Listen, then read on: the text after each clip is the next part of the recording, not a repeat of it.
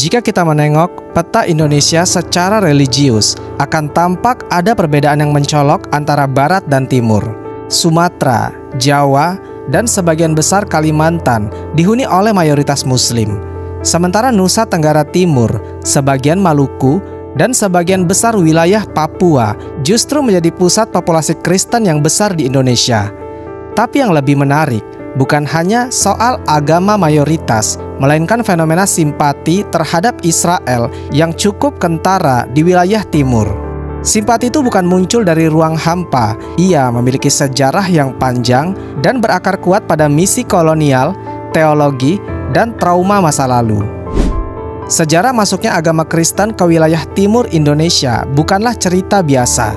Pada abad ke-16, bangsa Portugis mulai mendarat di Kepulauan Maluku. Mereka tidak hanya membawa rempah-rempah pulang ke Eropa, tetapi juga menyebarkan agama Katolik lewat misi Jesuit.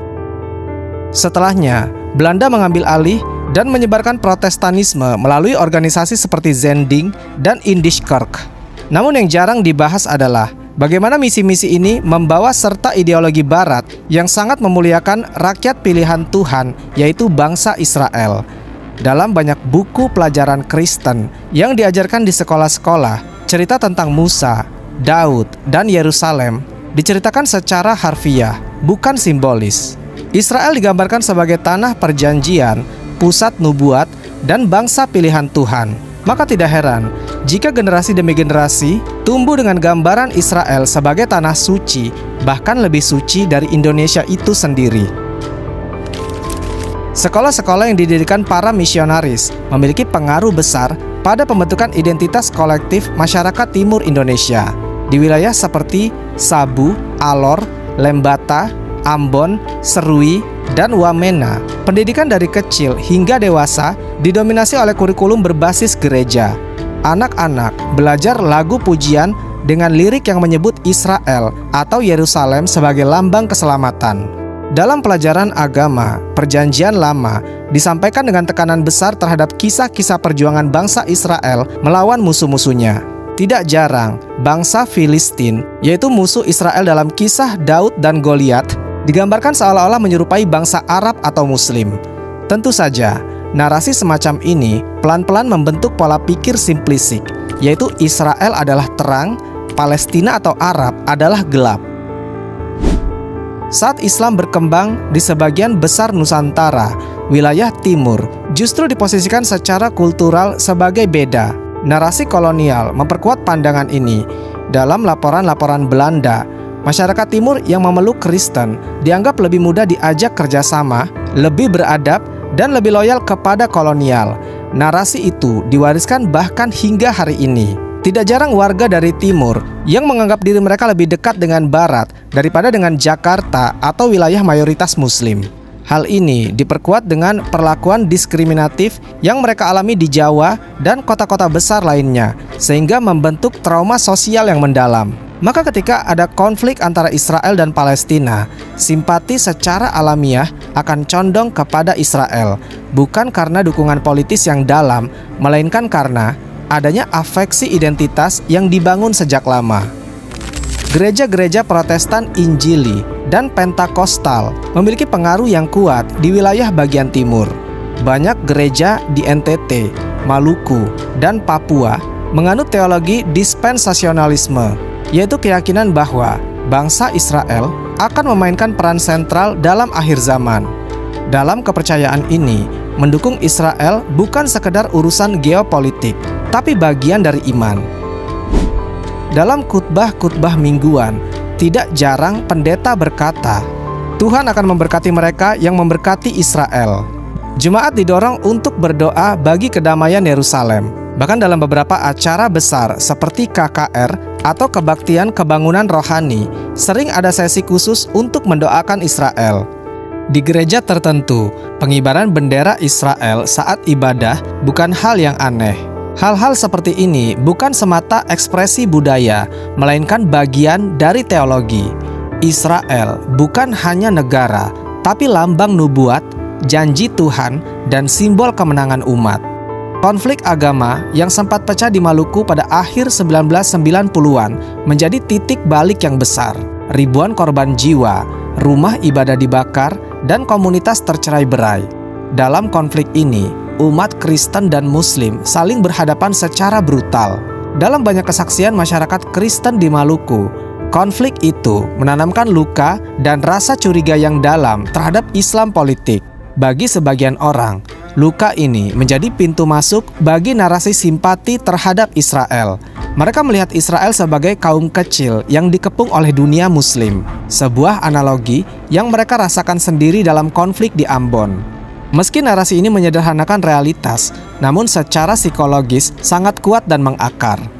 Sementara itu, media lokal dan internasional yang dikonsumsi pun turut memperkuat narasi ini. Tayangan seperti Yerusalem Deadline atau film-film akhir zaman buatan gereja Amerika menampilkan Israel sebagai benteng terakhir kebenaran dalam dunia yang jahat dan penuh kekacauan. Perasaan menjadi minoritas nasional tapi mayoritas lokal membuat banyak orang Timur merasa tidak punya ikatan emosional dengan perjuangan Palestina. Dalam banyak diskusi, orang akan berkata, "Kenapa kami harus bela Palestina yang bahkan tidak peduli pada kami?" Atau bahkan, dulu Palestina pun mendukung Indonesia bagian barat, bukan kami. Narasi ini diperkuat dengan minimnya peran organisasi-organisasi Muslim besar seperti NU dan Muhammadiyah dalam membantu dan merangkul komunitas Kristen Timur dalam sejarah panjang Indonesia. Maka, simpati terhadap Israel adalah reaksi balik atas perasaan tersisih. Bahkan jika secara moral dan politik mereka menyadari bahwa yang terjadi di Gaza adalah tragedi. Generasi muda Timur Indonesia yang kini kuliah di kota-kota besar atau aktif di media sosial memiliki peluang untuk berpikir lebih kritis. Beberapa mulai mempertanyakan narasi gereja yang terlalu pro-Israel dan menyuarakan solidaritas pada Palestina sebagai bentuk keadilan universal, bukan identitas agama. Namun di sisi lain, tidak sedikit pula yang justru semakin yakin dengan posisi pro-Israel mereka karena terpapar konten-konten Kristen Zionis dari luar negeri. Hal ini membuat fenomena pro-Israel di timur Indonesia menjadi sangat kompleks. Ia bukan sekedar soal agama atau geopolitik, tapi perpaduan antara warisan kolonial, pendidikan, trauma sosial, dan teologi gereja.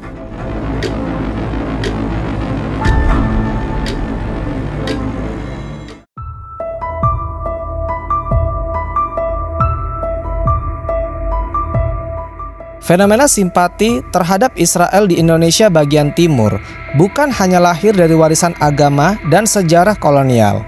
Ada dimensi lain yang lebih modern dan politis, yaitu rasa frustasi terhadap Jakarta, keinginan akan kedaulatan lokal, serta keterlibatan jaringan internasional dari Amerika Serikat dan bahkan Israel sendiri dalam landscape sosial, keamanan, dan spiritual di wilayah timur Indonesia. Pada akhir era Orde Baru hingga Reformasi, mulai muncul banyak LSM keagamaan dan sosial dari luar negeri yang aktif di wilayah-wilayah Indonesia bagian timur. Mereka membawa berbagai bantuan, mulai dari air bersih, rumah ibadah, beasiswa, hingga pelatihan kepemimpinan gereja. Tapi jika diperiksa lebih dalam, banyak dari mereka adalah perpanjangan dari organisasi Kristen Zionis Internasional, terutama yang berbasis di Amerika Serikat dan Israel. Beberapa nama yang pernah muncul dalam laporan riset atau pengamatan lapangan yaitu International Christian Embassy Yerusalem, Christian Friends of Israel, dan jaringan misi seperti Joshua Project. Mereka bukan hanya menyebarkan semangat Kristen, tetapi juga mengajarkan tentang pentingnya membela Israel dan bagaimana orang-orang percaya di ujung dunia harus mendukung Yerusalem sebagai pusat spiritual dunia. Organisasi-organisasi ini masuk lewat jalur legal maupun semi-legal, bekerja sama dengan gereja lokal, atau mendanai proyek-proyek sosial yang kemudian menjadi pintu masuk doktrin Stand with Israel. Situasi di Papua jauh lebih kompleks. Di sana, keinginan merdeka dari Indonesia telah berlangsung selama puluhan tahun. Dalam narasi separatis, Israel kadang muncul bukan sebagai negara Yahudi semata, tetapi sebagai simbol kekuatan asing yang dapat membebaskan mereka dari dominasi Jakarta. Beberapa aktivis pro-kemerdekaan Papua sempat terang-terangan berharap bantuan dari Israel, meskipun tidak pernah ada dukungan resmi dari Tel Aviv. Harapan ini terus hidup karena dua hal. Yang pertama, ketidaksukaan pada dominasi Muslim Jawa dari pusat kekuasaan. Yang kedua, persepsi bahwa Israel dan sekutunya yaitu Amerika Serikat bisa menjadi sponsor perjuangan mereka. Tidak jarang, ada bendera Israel muncul dalam demonstrasi kelompok separatis. Tidak ada kedekatan ideologi, tetapi ada perhitungan strategis. Dalam benak mereka, musuh dari musuhku adalah temanku. Israel dalam hal ini diposisikan sebagai negara kecil yang kuat, tahan banting, dan tidak tunduk pada tekanan dunia Muslim.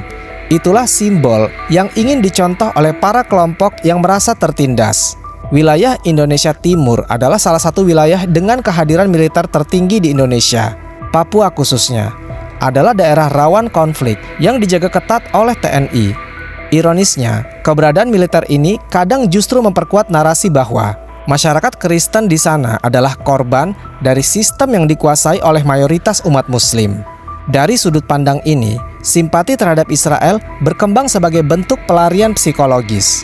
Di mata mereka, bangsa Yahudi pun seperti mereka, yaitu dikepung oleh musuh-musuh, tapi tetap kuat, tetap berdiri, tetap mendapat dukungan global. Teologi ini kemudian diperkuat oleh para pemimpin rohani yang membingkai situasi politik lokal dengan kacamata spiritual global. Seperti Israel yang terus dikejar-kejar oleh bangsa-bangsa kafir, begitu juga kita dikejar oleh sistem dunia. Ini bukan sekedar metafora, ini adalah identitas perlawanan yang dibungkus dalam khutbah. Gereja-gereja evangelis dan karismatik di timur Indonesia banyak yang punya jaringan langsung dengan gereja luar negeri, terutama dari Amerika Serikat, Kanada, dan Australia. Tidak sedikit dari mereka yang menjadi bagian dari jaringan global Kristen Zionis, yaitu sebuah gerakan besar yang meyakini bahwa berdirinya negara Israel adalah bagian dari nubuat akhir zaman.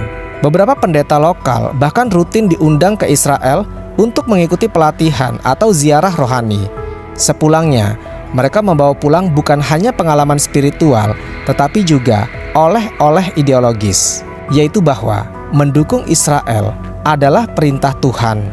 Maka tidak heran jika di beberapa gereja mulai muncul praktik ibadah yang meniru tata cara Yahudi, seperti meniup shofar, menggunakan simbol menorah, dan menyanyikan lagu-lagu berbahasa Ibrani. Koneksi seperti ini tidak hanya memperkuat simpati, tapi menjadikan pro-Israel sebagai bagian dari iman, bukan lagi sekedar pendapat politik. Dalam diskusi komunitas, sering muncul pertanyaan seperti, kenapa Palestina dibela mati-matian, padahal mereka sendiri tidak pernah membela kita? Atau, apa gunanya dukung Palestina kalau mereka mendukung separatis Muslim di Ambon? Walau tidak seluruhnya akurat, narasi ini hidup karena kurangnya interaksi langsung antara komunitas Kristen Timur dan dunia Islam internasional. Ditambah lagi berita-berita tentang Palestina seringkali disajikan oleh media Islam yang tidak terlalu dikonsumsi oleh masyarakat Kristen. Sebaliknya, media Kristen internasional seperti CBN News, Daystar, dan God TV yang memiliki banyak konten tentang kebaikan Israel dan kejahatan dunia Islam justru menjadi konsumsi yang rutin. Dari sinilah muncul rasa empati yang timpang, yaitu Israel dianggap sebagai keluarga rohani, sementara Palestina sebagai bangsa jauh yang tidak relevan. Ini adalah hasil dari ekosistem informasi yang tertutup, tidak seimbang, dan dipenuhi bias ideologis. Amerika Serikat adalah pendukung utama Israel dan juga salah satu penyumbang bantuan kemanusiaan dan pembangunan terbesar ke Indonesia Timur. Melalui program seperti USAID, MCC, dan berbagai yayasan keagamaan, mereka membentuk sekolah, gereja, klinik, bahkan memberikan pelatihan untuk pemuda dan guru. Meski bantuan ini tidak secara eksplisit bersyarat, tetap saja banyak masyarakat yang membaca pesan tersiratnya, yaitu mendukung nilai-nilai Barat dan Israel adalah jalan menuju kemajuan dan perhatian internasional. Tidak sedikit pejabat lokal, pemimpin agama, atau tokoh masyarakat yang ikut menyuarakan hal serupa, bahkan tanpa tekanan langsung. Bantuan ini menciptakan semacam ketergantungan psikologis dan rasa terima kasih, yang kemudian mudah diarahkan kepada dukungan simbolik terhadap Israel sebagai keluarga besar dari dunia yang membantu kita. Pernahkah kalian terfikir bahwa Sebagian masyarakat Indonesia Timur tidak sekedar mencintai Israel, tetapi menjadikan dukungan itu sebagai bentuk protes terhadap pusat. Jakarta dalam narasi lokal adalah lambang dari kekuasaan, penindasan ekonomi, dan eksploitasi sumber daya. Sementara Israel dalam khutbah-khutbah gereja atau diskusi informal adalah simbol dari bangsa kecil yang berani berdiri melawan dunia.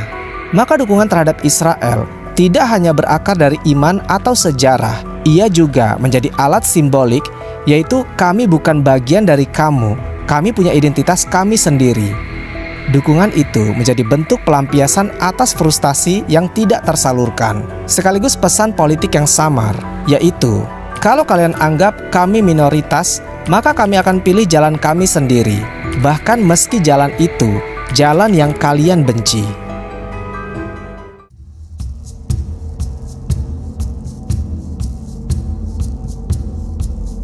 Kalau ada yang bertanya, kenapa begitu banyak masyarakat di Indonesia bagian timur menyukai atau mendukung Israel?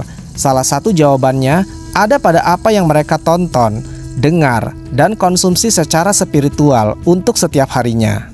Dunia yang saat ini tidak hanya dibentuk oleh politik dan agama, tetapi juga oleh media, terutama media berbasis agama. Di wilayah seperti NTT, Maluku, dan Papua, media-media Kristen global memiliki jangkauan yang jauh lebih dalam dibanding media nasional. Dan dari sinilah narasi-narasi pro-Israel lahir, tumbuh, dan bahkan dianggap sebagai bagian dari iman yang tidak bisa diganggu-gugat. Gereja-gereja di timur Indonesia, khususnya yang beraliran karismatik dan injili, kerap menayangkan konten dari luar negeri. Tidak sedikit rumah ibadah yang menggunakan tayangan satelit dari God TV, Daystar, CBN, atau Christian Broadcasting Network, hingga kanal-kanal YouTube dari gereja di Amerika Serikat atau Australia. Apa yang mereka tonton? Mayoritas adalah khutbah-khutbah dari pendeta Amerika yang membela Israel mati-matian. Mereka menyebut Israel sebagai pusat dunia rohani, tempat Tuhan akan datang kembali, dan bangsa Yahudi sebagai anak sulung Allah. Dalam pandangan ini, mendukung Israel bukan hanya benar, tapi wajib. Konten seperti ini tidak hanya dikonsumsi oleh kalangan dewasa, anak-anak pun menyerapnya dari lagu-lagu sekolah hari Minggu, tontonan pujian anak, hingga animasi Kristen yang menampilkan Israel sebagai tempat ajaib yang penuh mukjizat.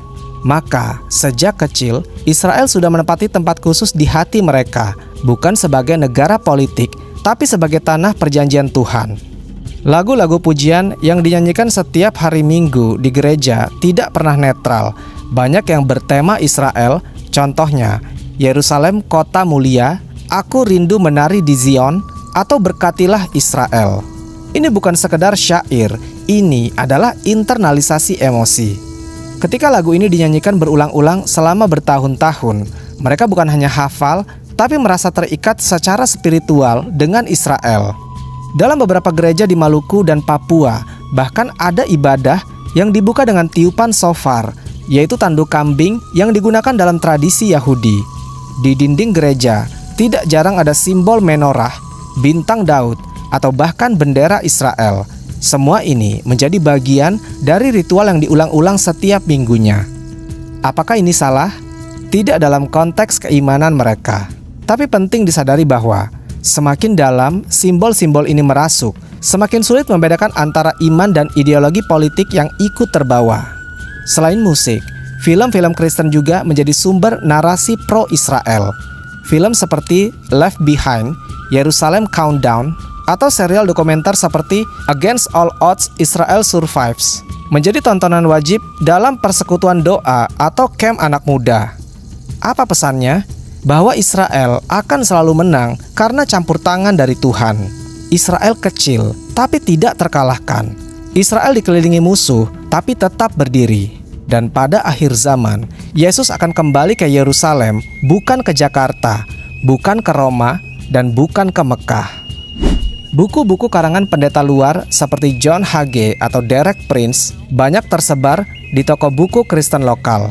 Semua dengan satu pesan utama, yaitu berkat akan datang kepada bangsa yang membela Israel.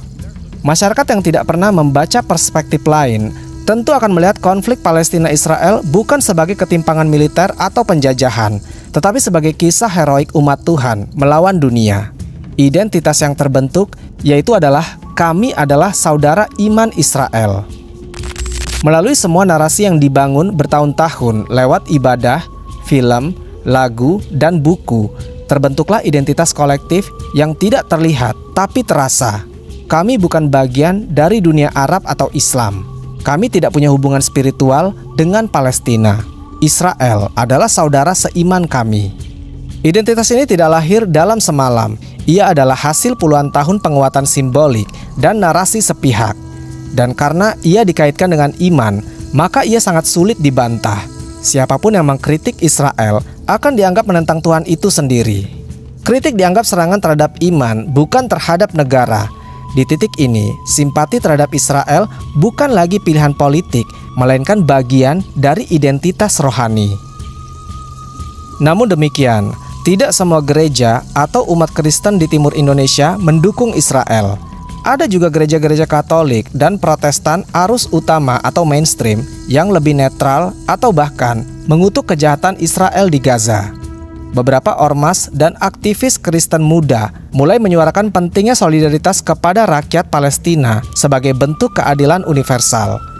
Mereka menolak membela Israel hanya karena alasan spiritual dan mulai melihat realitas di lapangan lewat kacamata HAM dan kemanusiaan.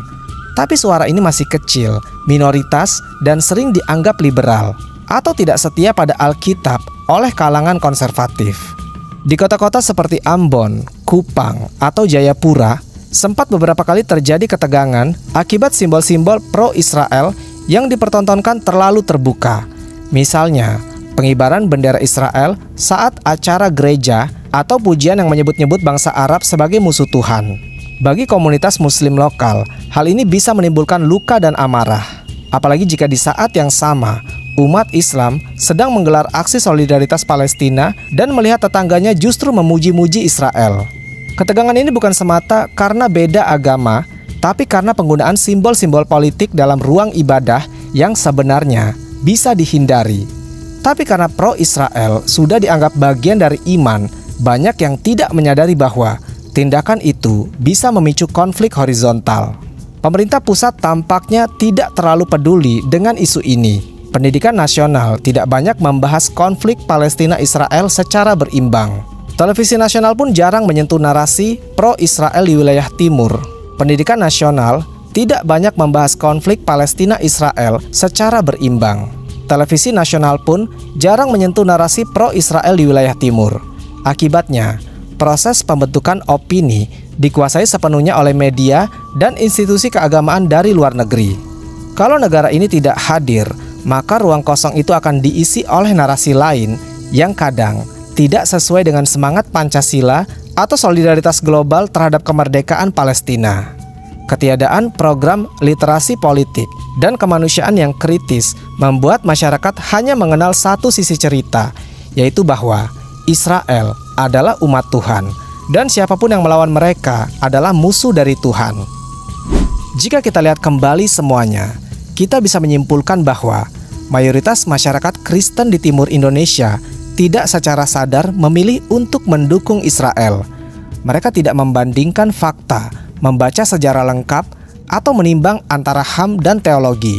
Simpati mereka ditanamkan secara halus, pelan, tapi konsisten lewat lagu, gambar, film, khutbah, simbol, dan pengalaman masa lalu.